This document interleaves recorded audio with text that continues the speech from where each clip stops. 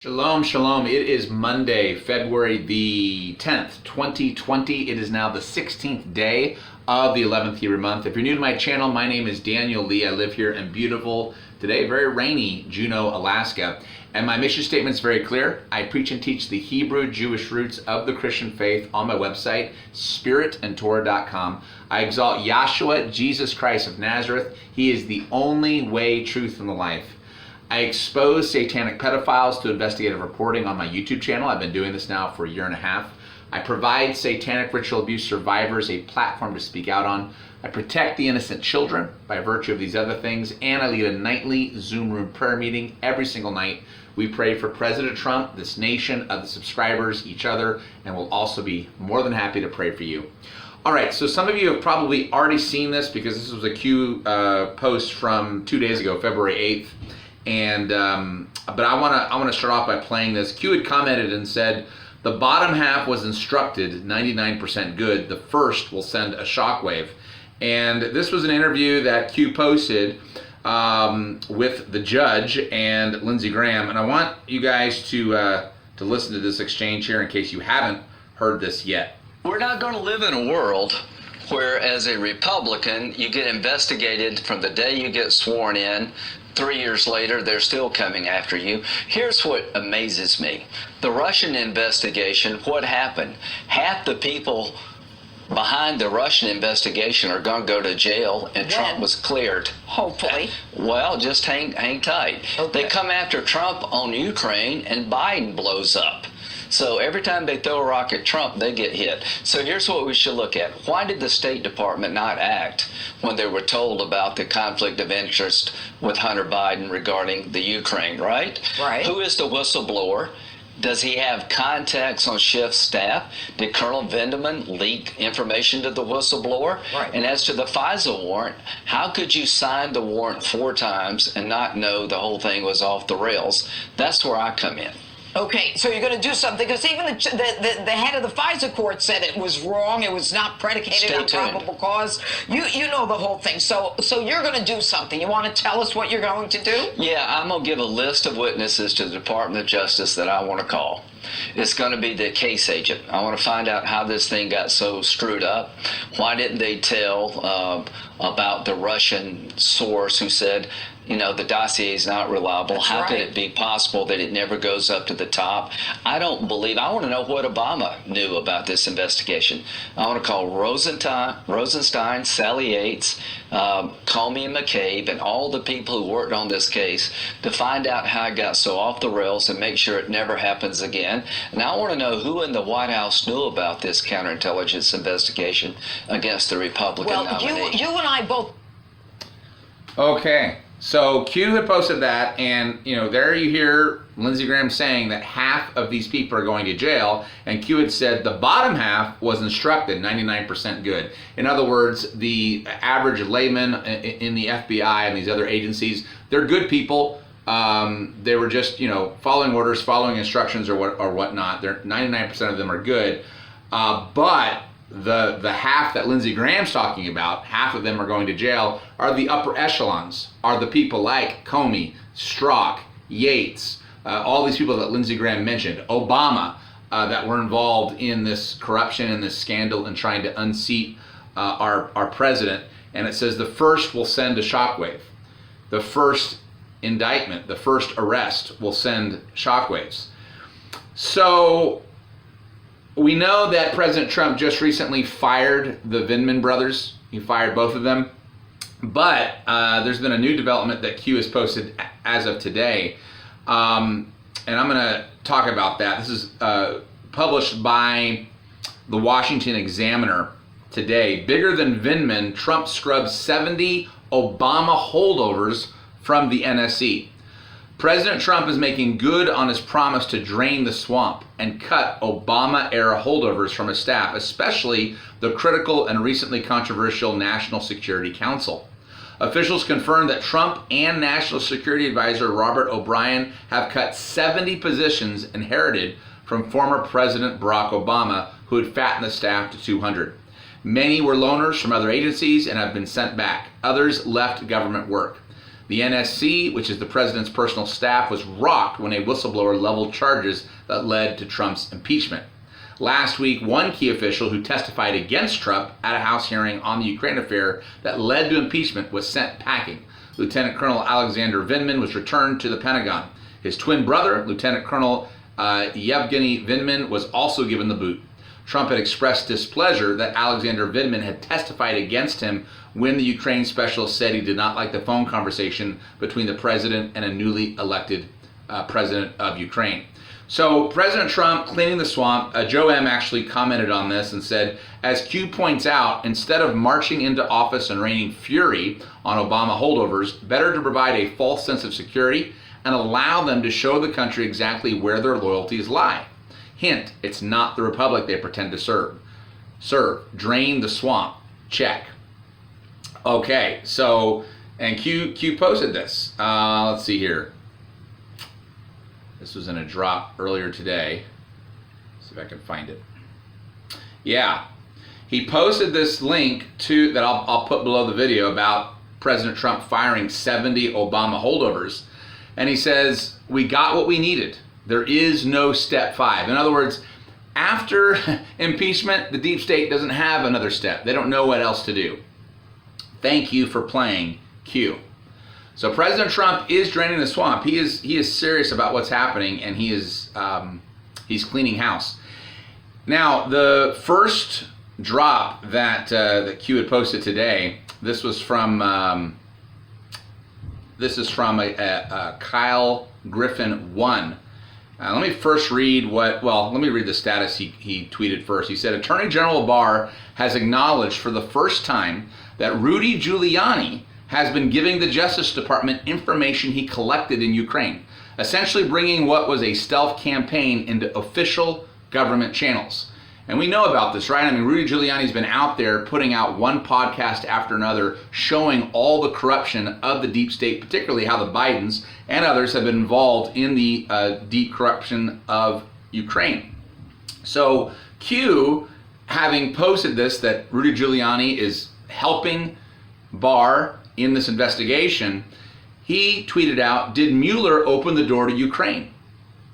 Did Mueller open the door to FISA illegal? Yes, yeah, Mueller did. How do you introduce evidence legally? Did impeachment provide a platform to discuss findings of Ukraine? Well, we know this, right?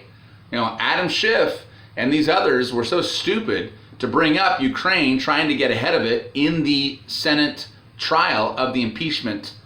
And that has now opened the door for Lindsey Graham and these others to start going after what's going on in Ukraine. How do you introduce evidence legally?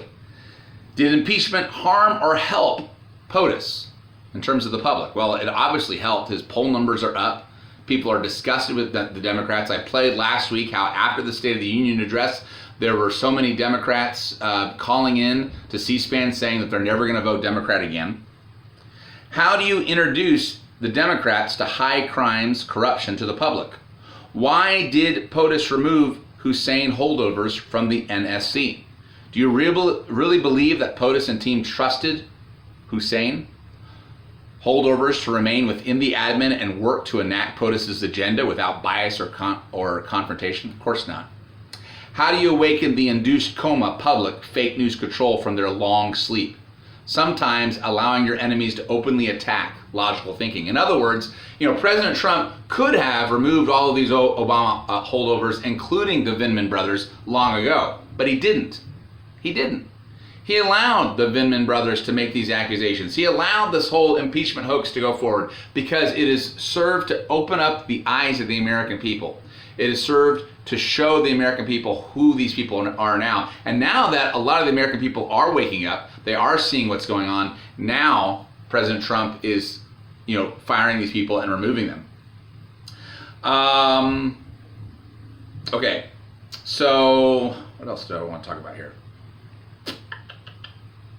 Oh yeah, so Praying Medic did something interesting.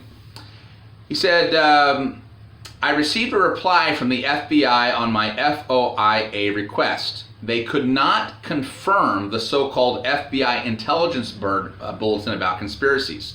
They also referred me to the Bureau's public bulletin on categorization of terror threats, which does not mention conspiracies as a threat. So remember, the New York Times and other mainstream media sources had come out saying that the FBI had classified Q, the QAnon movement, as a domestic terror threat. Well, it turns out that that's a complete lie. Praying Medic actually contacted the FBI, asked for evidence of this, and it didn't happen. And in fact, Stormers Upon Us commented on this and said, the baseless conspiracy theory that the FBI labeled QAnon a domestic terror threat has been debunked. Thank you, Praying Medic, for your FOIA investigation, your FOIA investigation that proved yet more fabrications by enemy media to hide the truth and propagate their hate Trump narrative. Yeah, hallelujah. So praise Yah for that. The mainstream media just can't help but just continuing to lie and lie and lie and lie about this. There's also been quite a few attacks that have been going on over the weekend. It looks like 8kun, which is the platform that Q posts on, it got heavily attacked by the deep state. X22 report has talked about how his own website has been heavily attacked. I've been heavily attacked, right? Because I'm having to post videos on my backup channel rather than my main channel. And Stormers Upon Us have pointed out and said, you know, when we see all these attacks happening on people who are telling the truth, it's usually because something big is about to drop. This happened just before Epstein was arrested and exposed, and now these attacks have been happening, and it seems like, I mean, Q just posted yesterday, justice is coming. There have been rumors, I don't know if this is true or not, but there have been rumors. In fact, Greg Rubini has said that he thinks that either today or Tuesday, there's supposed to be arrests of McCabe and Strzok. I don't know if that's supposed to happen or not, but it does seem like something big is about to happen in terms of, you know, the indictments and the arrests. So we're going to see how this week unfolds. I wanted to highlight something about Hollywood.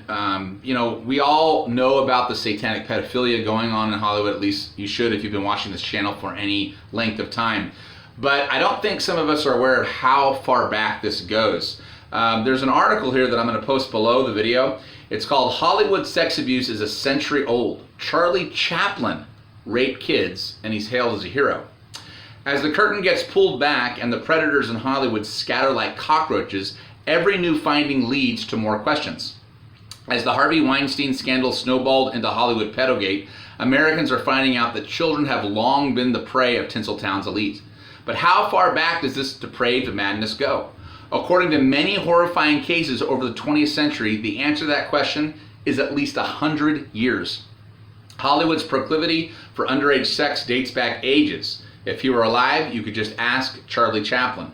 Chaplin, the man George Bernard Shaw called the only true genius motion pictures ever produced, had a depraved affinity for children. Only because of his status and money did this Hollywood legend avoid being locked up. Chaplin's first underage victim was Mildred Harris. While it is unclear as to when their relationship began, at the ripe young age of 16, Harris gave birth to Chaplin's child. To avoid being prosecuted for statutory rape, Chaplin married Harris, a trend he would use the rest of his life. Not wanting to be married to a rapist, the couple divorced when Harris finally turned legal age. That's when Chaplin set his sights on an even younger victim, Lita McMurray. She was 6 when they first met. When Lita was 12, Chaplin had the prepubescent Lita portray an angel dangling from wires in a scene set in celluloid heaven in his movie The Kid. Chaplin openly obsessed over McMurray, who lied to the press and told everyone she was 19 as he brought the preteen girl on public dates. Just like Harris, McMurray was impregnated by Chaplin at the age of 16. Chaplin responded, making McMurray have an abortion and removed her from the film when she refused. Gray's family threatened to turn him in for statutory rape. Chaplin married the starlet under duress and in secret in 1924, telling friends that, quote, marriage was a better option than prison. The move led to a life of misery for his wife, who gave birth to 2 sons during the 3-year marriage. While Chaplin had the young girl under his control, it would later be revealed in court documents that she was essentially a child sex slave. According to a report, an original copy of the 1927 divorce papers filed by Gray emerged in April of 2015. In the documents, she described his revolting and inhumane treatment of her. The papers reveal she was forced to perform sexual acts that were illegal in California during the 1920s. Chaplin demanded she take part in a threesome with another woman. On one occasion, he screamed at her, "All married people do these kinds of things. You are my wife, and you have to do what I want you to do." At the time of the divorce, details were leaked to the press of his perverted sexual desires, which left Chaplin on the verge of a nervous breakdown as calls for his films to be banned grew. Instead of getting banned, however, Chaplin would go on to be hailed as a hero. In 1972, he was even given an honorary Oscar.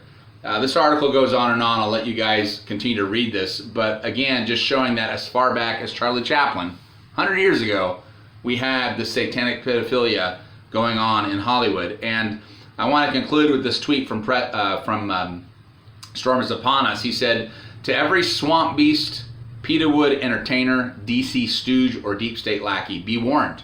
Don't think the storm won't eventually arrive at your doorstep and suck you into the funnel of justice. You're in a descending list of priorities. Your number just isn't up yet." Yeah, and I think what this means is that we're going to start seeing these arrests and these indictments go forward. It's probably going to start with the Spygate and these politicians who've unseated or tried to unseat President Trump. But these pedophiles in Hollywood, it's going to happen. It's going to happen. Justice is going to come upon them as well. It may be later, but it's going to happen. Hallelujah. All right, if you like what I'm doing, if you appreciate what I'm doing, if you think I'm working hard and I deserve to be paid, this is my full-time career, which I love. I love doing what I do. So if you want to help me out, the easiest way is through my PayPal. That is a link right below this video. That's the easiest way to send me a donation. I also have a Patreon. That's a link also below the video. The way that works is you can click on it, you can pledge any monthly amount you'd like, and then that amount is taken out of your bank account at the beginning of each month. If you're old school, you don't want to use the internet to send a donation, that's fine. I also have a P.O. box that's located below the video as well, and you can send a donation through good old-fashioned snail mail. If you have a prayer request and you want our prayer team to pray for you, we'll be happy to do so. Go ahead and email me. My email is also below the video. You have to unfold the description box and scroll down through the links. You'll eventually find my email. Email me your prayer request. I'll get it to our prayer team, and we will pray for you. All right, try to spread the word that I'm on my backup channel, at least for the next few days until my suspension is ended on my main channel, so that we can try to reach as many people as possible. Thank you guys. I love you. God bless you. Happy Monday. Shalom, shalom.